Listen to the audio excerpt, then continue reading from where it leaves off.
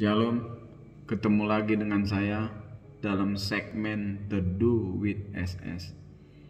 Pada kesempatan ini kita akan berbicara satu tema yang berjudul Diberkati walau di situasi sulit. Kita baca satu ayat di dalam 1 Raja-Raja pasal yang ke-17 ayat yang ke-24. Saya akan bacakan. Kemudian kata perempuan itu kepada Elia, "Sekarang aku tahu bahwa engkau abdi Allah dan firman Tuhan yang kau ucapkan itu adalah benar." Bapak Ibu yang dikasih oleh Tuhan, ini adalah satu pengakuan dari seorang janda di Sarfat yang melihat kebesaran Tuhan ketika dia melakukan firman Tuhan. Firman Tuhan pasti akan digenapi, dan firman Tuhan itu terus akan menjadi sesuatu yang sangat berharga bagi kita orang-orang Tuhan dan anak-anak Tuhan ketika kita melakukan firman itu dalam kehidupan kita. Di dalam 1 Raja-Raja pasal yang ke-17, kalau saya akan baca di ayat yang ke-10, dikatakan demikian. Sesudah itu ia bersiap, lalu pergi ke Sarfat. Setelah ia sampai ke pintu gerbang kota itu, tampaklah di sana seorang janda sedang mengumpulkan kayu api. Ia berseru kepada perempuan itu, katanya, "Cobalah ambil bagiku sedikit air dalam kendi supaya aku minum." Ini yang dikatakan oleh Elia kepada janda di Sarfat, seorang janda yang miskin. Ayat yang ke-11, ketika perempuan itu pergi mengambilnya, ia berseru lagi, "Cobalah ambil juga bagiku sepotong roti." Perempuan itu menjawab, "Demi Tuhan Allahmu yang hidup, sesungguhnya tidak ada roti padaku sedikit pun, kecuali segenggam tepung dalam tempayan dan sedikit minyak dalam buli-buli. Dan sekarang aku sedang mengumpulkan 2-3 potong kayu api. Kemudian aku mau pulang dan mengolahnya bagiku dan bagi anakku. Dan setelah kami memakannya, maka kami akan mati." Ayat yang ke-13. Tetapi Elia berkata kepadanya, "Janganlah takut, pulanglah, buatlah seperti yang kau katakan. Tetapi buat lebih dahulu bagiku sepotong roti bundar kecil daripadanya, dan bawalah kepadaku. Kemudian barulah kau buat bagimu dan bagi anak-anakmu." Saudaraku yang dikasih oleh Tuhan, peristiwa ini adalah peristiwa yang cukup terkenal di dalam Alkitab. Janda di Sarfat dan seorang putrinya yang hidup miskin, dan pada saat itu terjadi paceklik, musim kemarau 3,5 tahun, sehingga semua mati. Keadaan yang sulit seperti keadaan kita saat ini di tengah pandemi corona ini, keadaan cukup sulit. Tidak ada apa-apa pada saat itu, dan si janda di Sarfat ini hanya mempunyai beberapa genggam tepung dan beberapa tetes minyak di buli-buli. Dan ketika dia berjumpa dengan Elia, Elia memintanya supaya dia membuatkan roti bagi Elia dan berbagi kepada Elia.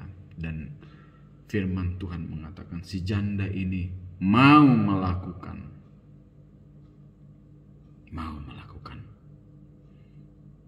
Ayat yang ke-14, "Sebab beginilah firman Tuhan Allah Israel, tepung dalam tempayan itu tidak akan habis, dan minyak dalam buli-buli itu pun tidak akan berkurang sampai pada waktu Tuhan memberi hujan ke atas muka bumi." Lalu pergilah perempuan itu dan berbuat seperti yang dikatakan Elia. Perempuan itu berbuat seperti yang dikatakan Elia, sebab Tuhan sudah berfirman. Ketika perempuan ini melakukan apa yang dikatakan Elia sesuai dengan firman Tuhan, maka ada pemeliharaan Tuhan. Di tengah situasi yang sulit, terjadi paceklik, kelaparan, karena tidak turun hujan 3,5 tahun, keadaan yang sangat mematikan. Tetapi di tengah situasi ini Allah memelihara Elia dan memelihara janda di Sarfat. Kenapa janda di Sarfat ini terpelihara? Karena dia taat melakukan firman Tuhan. Seperti ayat yang ke-15. Lalu pergilah perempuan itu dan berbuat seperti yang dikatakan Elia itu. Dia berbuat. Kunci supaya kita tetap diberkati dalam keadaan atau situasi sulit, kita harus tetap melakukan perintah Tuhan tepat seperti yang harus dikatakan Tuhan. Maka ada pemeliharaan, dan kita melihat kisah ini, perempuan ini akhirnya dipelihara sampai musim paceklik, sampai musim yang sulit itu dikatakan berakhir, dan minyak serta tepung tidak habis di tengah-tengah kesulitan. Sekali lagi saya katakan, karena apa? Si janda ini melakukan perintah Tuhan. Ini juga yang akan kita alami sebagai orang percaya di tengah-tengah situasi yang sulit ini, keadaan yang sukar ini. Kita harus lakukan firman Tuhan. Kita harus beriman, dan firman Tuhan itu akan menjadi kenyataan. Firman Tuhan hidup dan berkuasa, dan dia akan memelihara kita. Kita akan tetap diberkati oleh Tuhan. Seperti satu kata-kata mutiara yang saya sampaikan hari ini. Apakah Anda mau tetap diberkati dalam keadaan sulit? Lakukan firman Tuhan. Hanya itu kuncinya. Dan kita melihat peristiwa ini sangat luar biasa. Bukan hanya ini, ada peristiwa lain. Sesudah itu, anak daripada si wanita ini meninggal dunia. Kalau kita baca mulai ayat yang ke-17 sampai ayat yang ke-23. Lalu perempuan ini berkata kepada Elia, anakku sudah mati. Tetapi Elia mengambil anak itu dan berdoa kepada Tuhan, dan anak itu pun hidup kembali. Dalam keadaan sulit, tetapi diberkati oleh Tuhan. Ada sukacita, ada mujizat, anak ini bisa hidup kembali. Sehingga dikatakan ayat yang ke-24 tadi, renungan kita pada kesempatan ini. Kemudian kata perempuan itu kepada Elia, sekarang aku tahu bahwa engkau abdi Allah, dan firman Tuhan yang kau ucapkan itu adalah benar. Firman Tuhan itu adalah benar. Berulang-ulang kali saya katakan, mari kita lakukan firman. Mungkin Bapak Ibu pemirsa bosan dengan perkataan saya, lakukan firman, lakukan firman. Tetapi saya tetap katakan, lakukan firman, maka mujizat terjadi, maka pemeliharaan dalam keadaan sulit pun Anda akan diberkati oleh Tuhan. Ada satu pujian Pantekostal lama mengatakan, kasihnya seperti sungai, mengalir di waktu panas, mengalir di waktu dingin, mengalir di waktu siang, mengalir di waktu malam, mengalir di waktu susah maupun di waktu senang.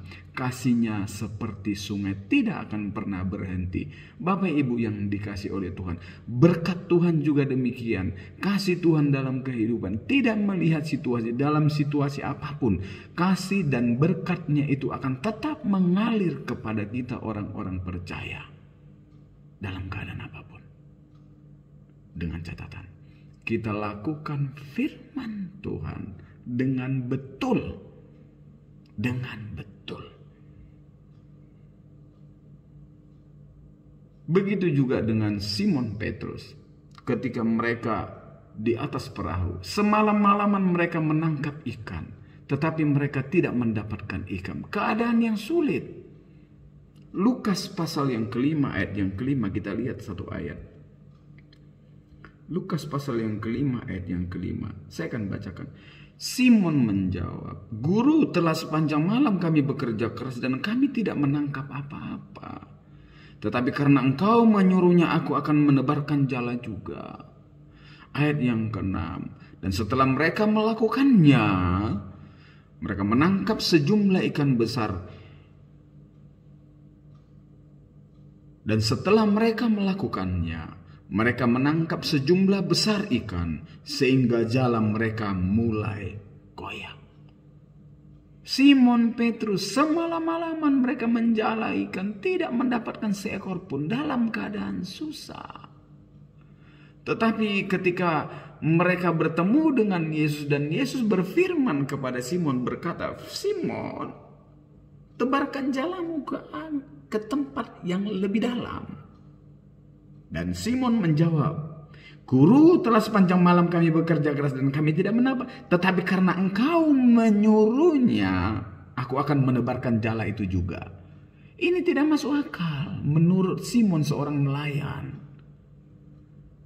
Tetapi Simon berkata, "Karena Engkau menyuruhnya, maka aku menebarkan juga." Artinya apa? Di sini Simon melakukan firman Allah, melakukan perintah Tuhan.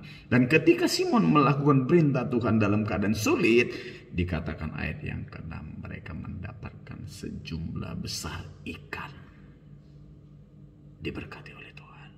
Bapak Ibu yang dikasihi oleh Tuhan, dalam keadaan apapun, ketika kita lakukan firman Tuhan, maka Dia akan memelihara, akan memberkati kita sampai seterusnya. Biarlah ini menjadi kekuatan bagi kita. Lakukan firman Tuhan di tengah dalam keadaan sulit ini, maka janjinya akan memelihara, memberkati, menolong kita. Terima kasih. Tuhan Yesus memberkati kita semua. Amin.